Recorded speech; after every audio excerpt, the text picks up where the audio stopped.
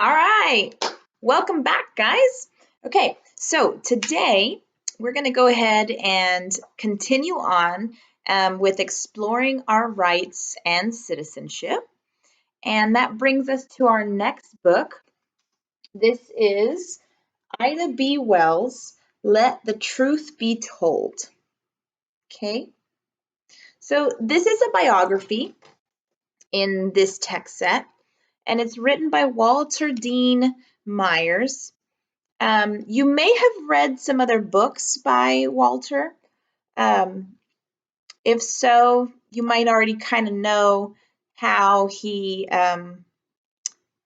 goes about writing his stories.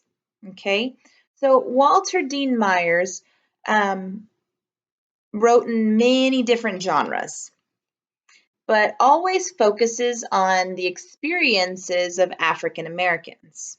Okay, so that's kind of what you would call his niche. That's what he enjoys. That's what he focuses on.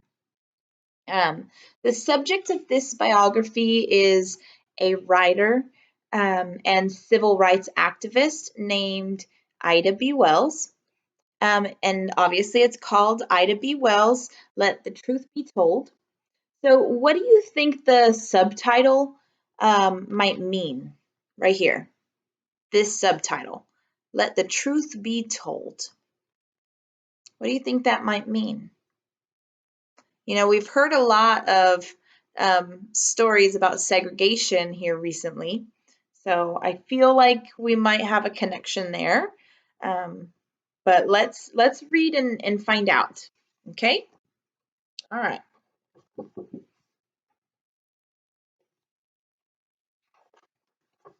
Ida B. Wells, Let the Truth Be Told by Walter Dean Myers, illustrated by Bonnie Christensen.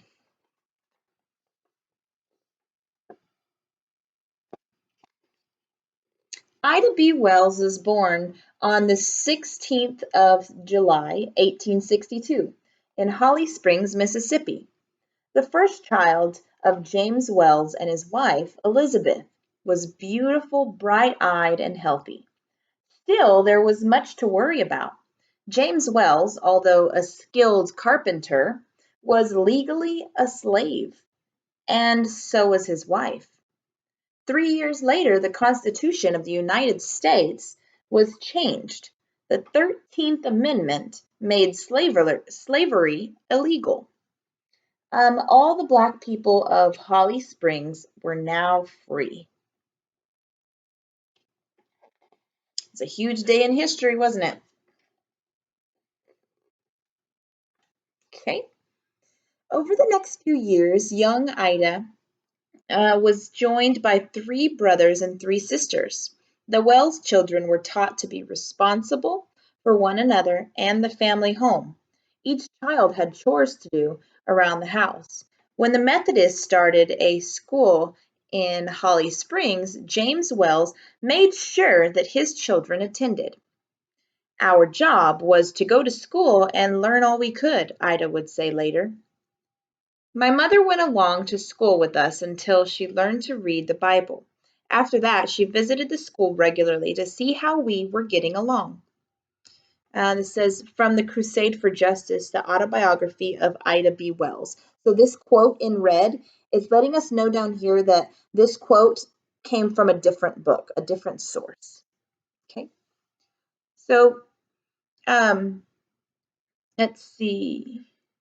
So throughout this book, I'm going to get to share a lot of other quotes with you, more quotes from Ida B. Wells' autobiography. Okay, so we'll see those in a different font color as we progress through. Encouraged by both of her parents, Ida became a good student. She could handle schoolwork better even than some of the adults who were just learning to read after a lifetime of working in the cotton fields. But Ida saw that life was not good for all Black people. There were places Black people would not enter and jobs they could not get. If Blacks were accused of crimes, they often would not get a trial. Some were even killed by angry white mobs. When a person was killed in this manner, it was called lynching. Ida saw the sadness and fear caused by the lynchings.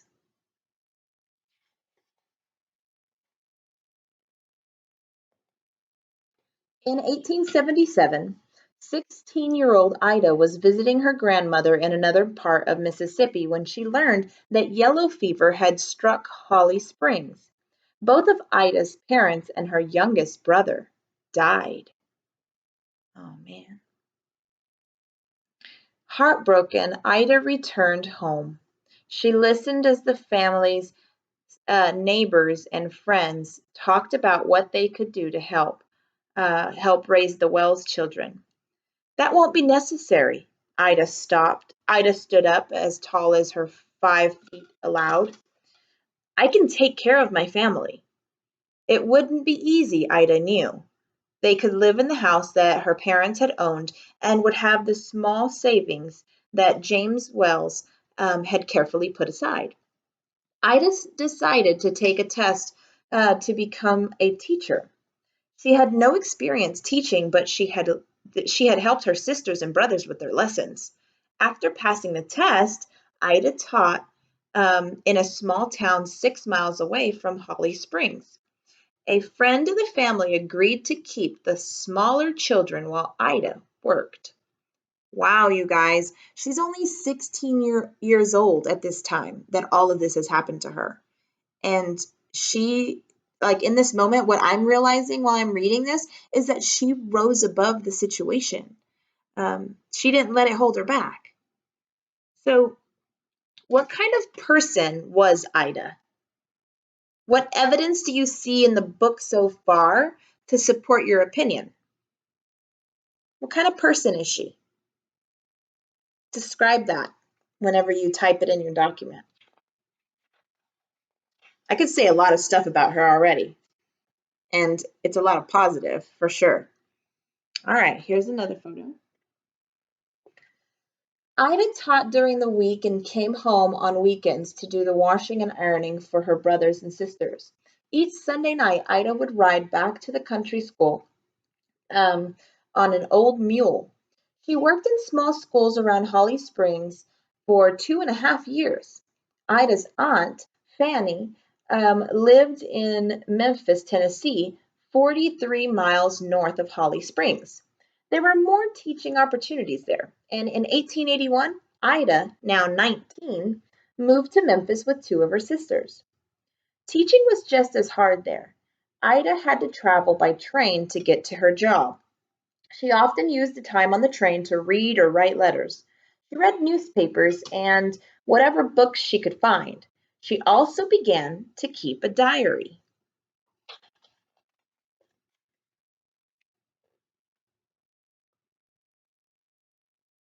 One day, Ida took a seat in the ladies' coach of the train. The conductor refused to take her ticket and told her to move to the smoking car. Ida knew that the conductor wanted her to move because she was black. She refused. Hmm, I'm feeling like she's kind of like another lady that we know. Do you remember her name? Yeah. The conductor tried to pull her out of the car. Ida was small. She braced her feet against the seat in front. When the conductor put his hand on her arm, she bit him. Oh my gosh. The conductor got two strong men, and together they dragged Ida from the car. Ida, very upset, left the train and went back to Memphis. Wow. So this is dramatic evidence, isn't it, of her character. Does this make you revise your opinion about her? Remember, revise means you change it a little bit. So, how did you revise your thoughts about her? I'm interested to hear what you have to say now. Hmm. She shocked me with that one. Ida decided to sue the railroad. She won her case in court and was awarded $500. The local newspaper, the Memphis Appeal Avalanche, ran the story. The headline read, "Darky Damsel Gets Damages." Ida also wrote about the incident for her church paper, The Living Way. And here's her quote. It says, "Judge Pierce, who was an ex-Union soldier from Minnesota, awarded me damages of $500 from the Crusade for Justice, the autobiography of Ida B. Wells."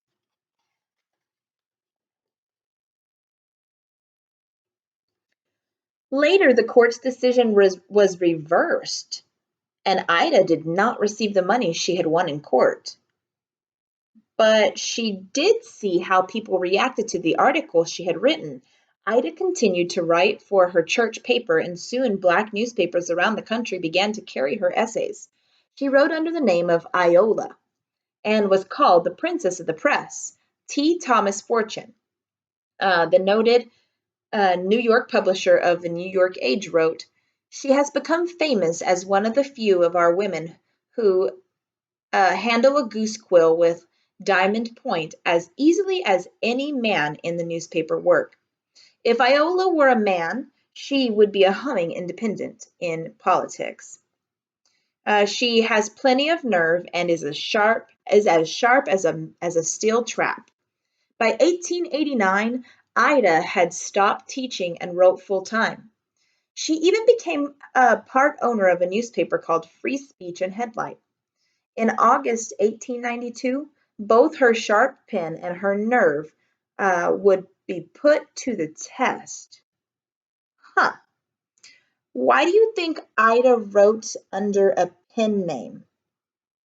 Because her real name is Ida, right? Ida B. Wells. Why do you think she wrote as Iola?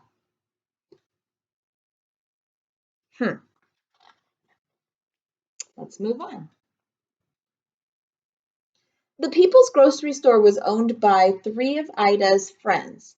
A dispute occurred between the three and some white men who did not like the idea that black men owned the store. A fight ensued, and shots were exchanged.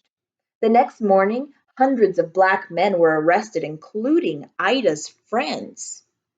Several days later, the store owners were taken from the jail by a white mob and murdered.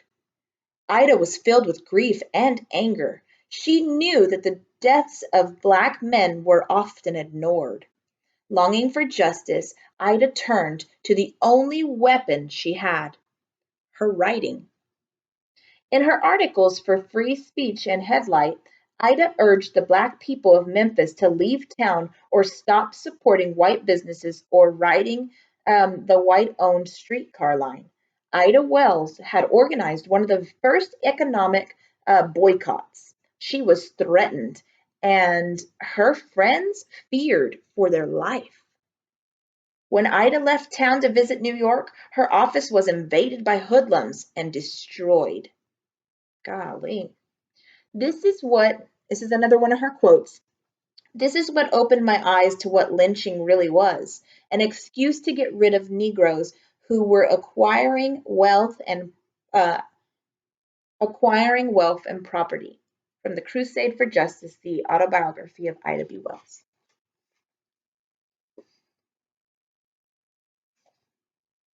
Ida was forced to leave Memphis, but she was determined not to be quiet or fearful. She began writing for the New York Age from her new home in Chicago. Her articles exposed the poor treatment of Black people, especially Black men. More than any other person in America, she spoke and wrote about the crime of lynching. She believed that all Americans, Blacks and whites, were entitled to equal justice. How did the lynching of her friends affect Ida? I want you to share your thoughts with me on your document. How did that affect her?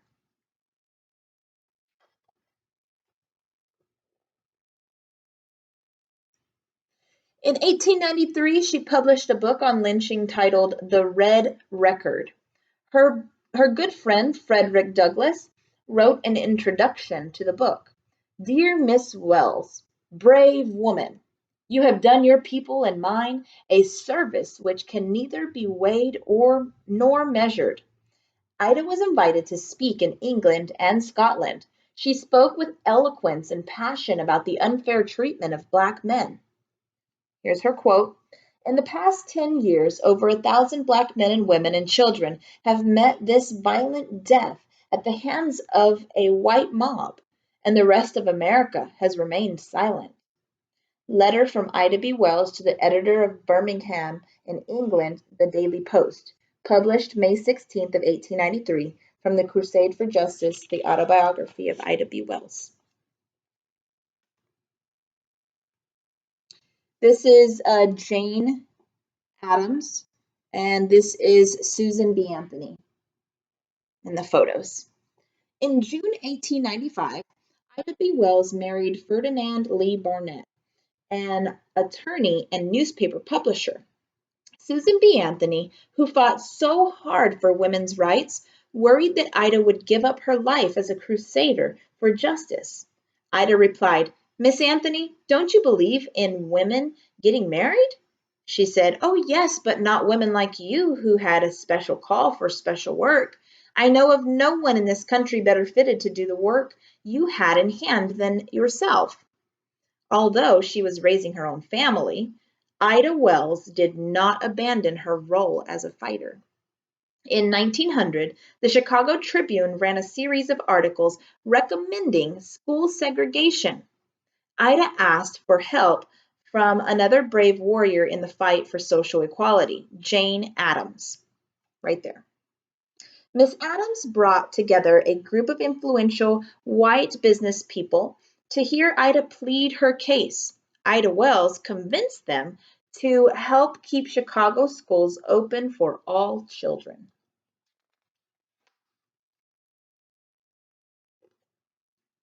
Although a wife and mother, Ida continued to write and organize.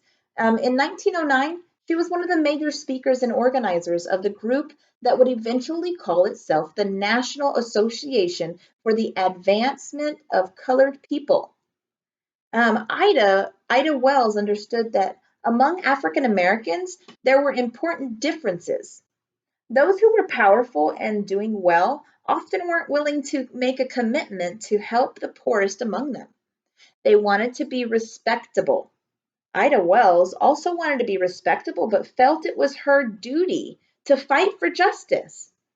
I'd rather go down in history as um, one Ion Negro who dared to tell um, the government that it has done a dastardly thing than to save my skin by taking back what I have said. Ida continued her fight for justice by taking up the cause of suffrage, her friend Susan B. Anthony's lifelong mission.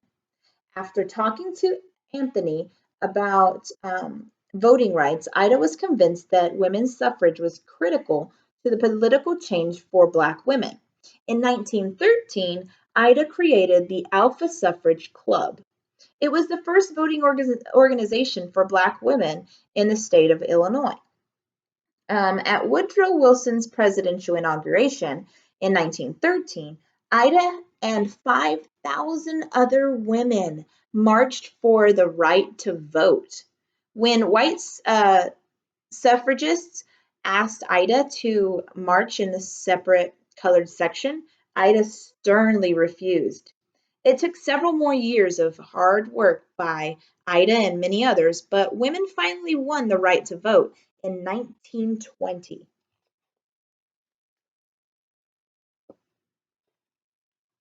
Ida Wells spoke up for what she believed. Her weapons were her keen mind and her pen. Leaders as different as W.E.B. Du Bois and Marcus Garvey, the Black nationalists, consulted her. In 1930, feeling that the candidates from or for the state legislature in Illinois were not doing enough for the people, she ran for the state senate. She did not win the race, but again, her clear and passionate voice was heard. The following year, on the 25th of March, Ida B. Wells died. For more than a half century, this dynamic, intelligent woman used her writing skills to promote freedom, safety, and justice. She made America a better place. Wow. So, before we started reading, we wondered about the meaning of the book's subtitle, Let the Truth Be Told. What do you think about that subtitle now? What does it mean?